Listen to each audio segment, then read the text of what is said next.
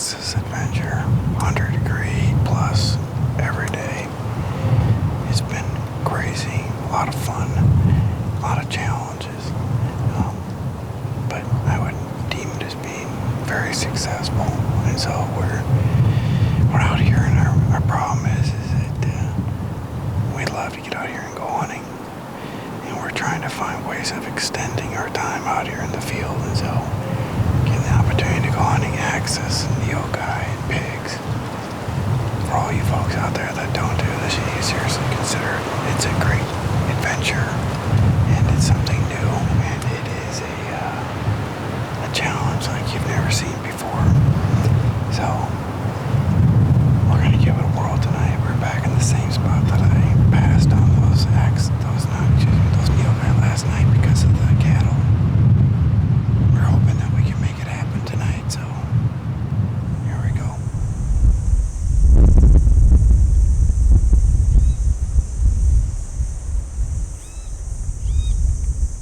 Yeah, 'cause I remember.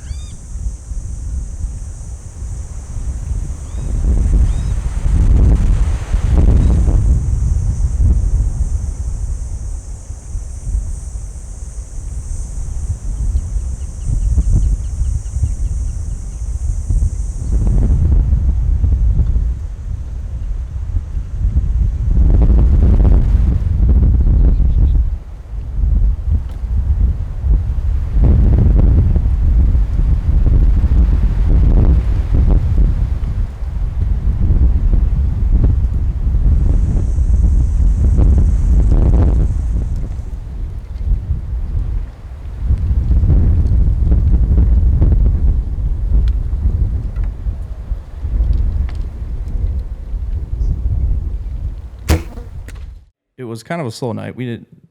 There wasn't much going on. There were some deer coming in, and all of a sudden, before you know it, I looked to my left, and there's a cow Nilgai coming into the water, and I'll let you tell the rest. Yeah, it was terrible. It's one of those things that, I've been sitting now in the heat with you we're going on 7 days. Yeah.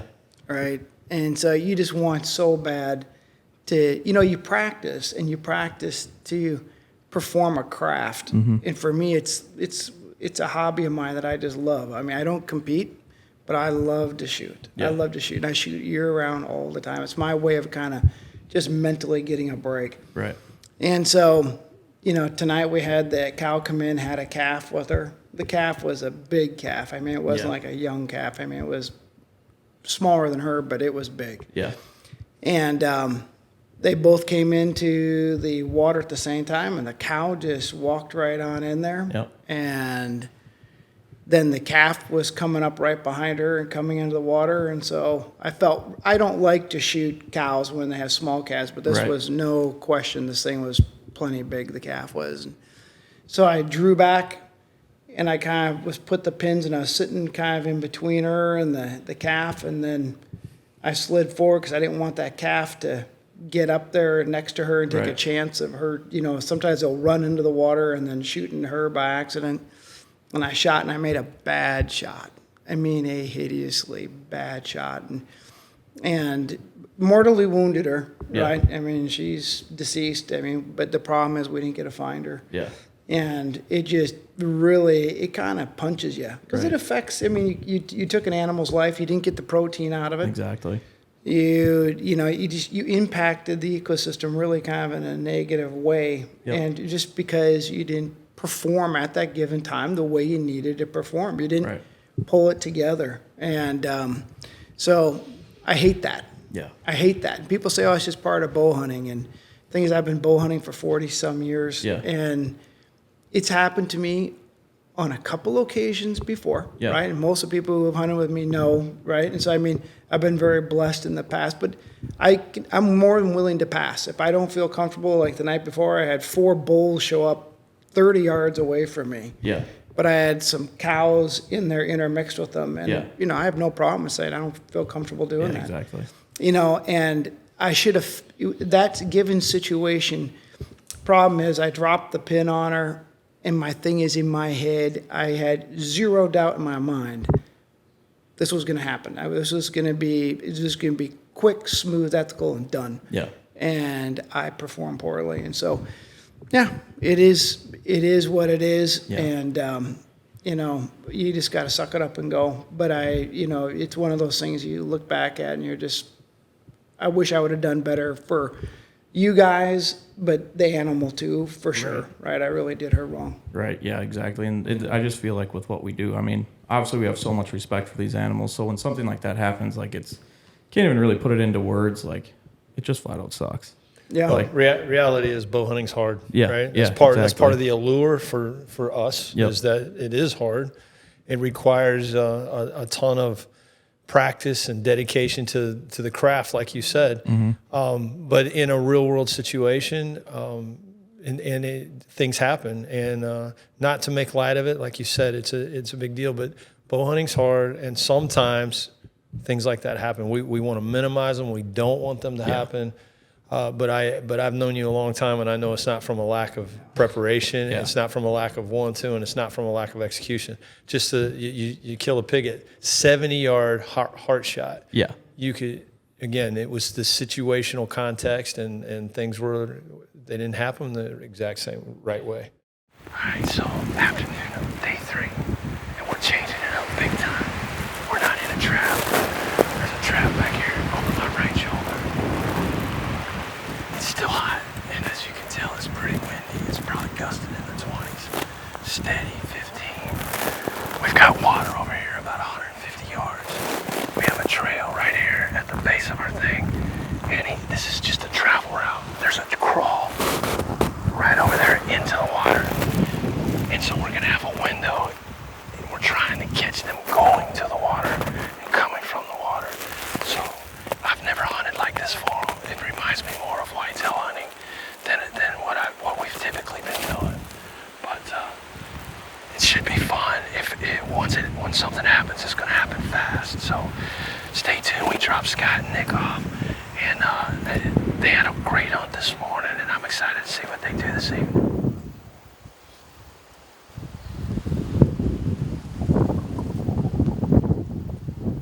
You can see the range inside of here.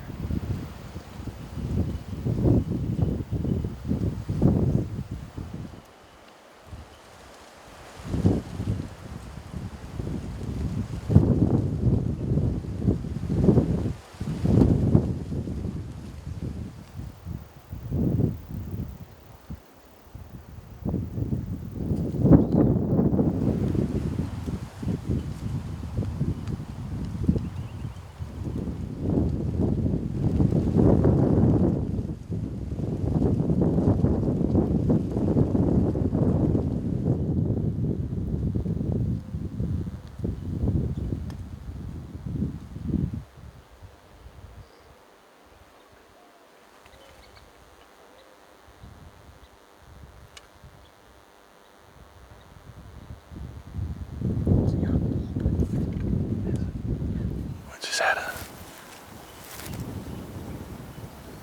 young bull pop out of the woods. 50 yards, stand broadside. Very, very tempting, but we still got one more on. I'm not saying if he doesn't give us a high percentage shot right here that we might not do something. I don't know yet. But this spot right here is killer. We've had deer standing under us, right behind us, all around us, and just been awesome. You can't see a lot around, at least toward the water, but you can see down both sides. And then when they pop out, they're right there. Very cool hunt. Very cool.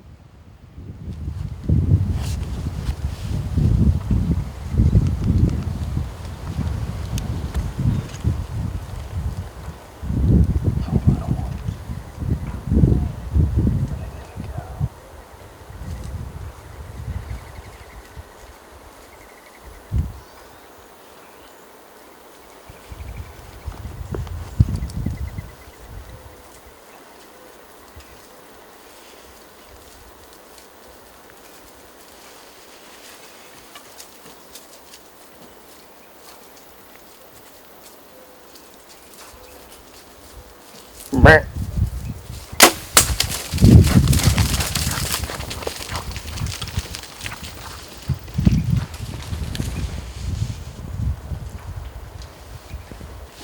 just smoked a cow Nilgai. The shot looked good. She's pumping blood everywhere.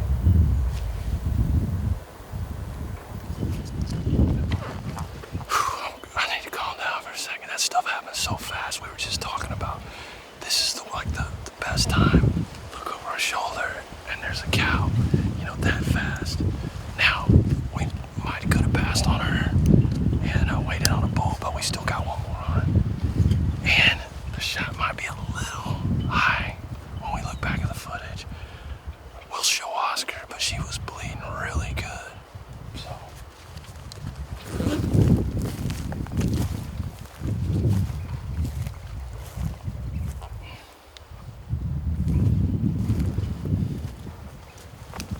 It's definitely covered in red. I don't see no bubbles, but it's dried up already. There may be bubbles in it up here.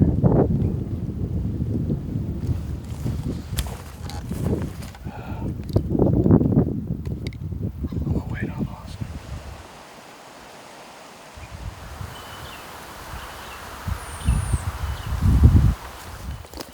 Now let me show you the shot, man. She's bleeding.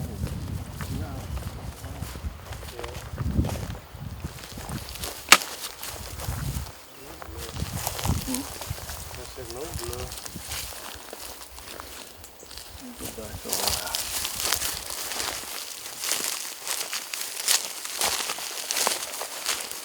here.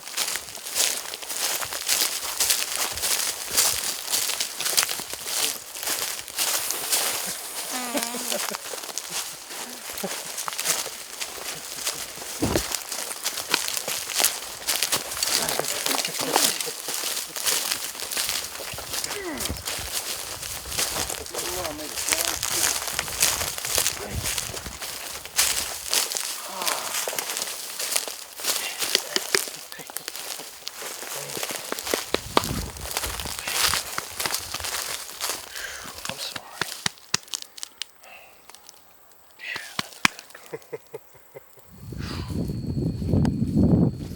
Yeah, that's a good girl. I want to tell you, we showed you tonight, the wind has been just like it's always been, straight out of the southeast. Had the sun go down behind her back, just to the left. She popped out right behind us. Wind's blowing, gusting to 25, blowing steady, probably 18, 20. I apologize, I'm a bit winded from dragging her. And she popped out to her left, downwind. That's the direction she came from. Both our ozonics in the tree, on boost, dumping ozone in the downwind airstream. On a super windy day like this, it's swirling and concentrating, getting crazy. So we got it done. The shot was less than optimum. I did hit, their lungs they're real wide down here and they go up skinny. I caught the top of both lungs, thank goodness. And she died within, well, they're so fast, but the big loop was probably 200 yards. As the crow flies, she was in there about 125, 150 yards. So we got it done. Thanks to Scotty Elrod, Ozonics, King Ranch, and Oscar Longoria. Now that we go get busy.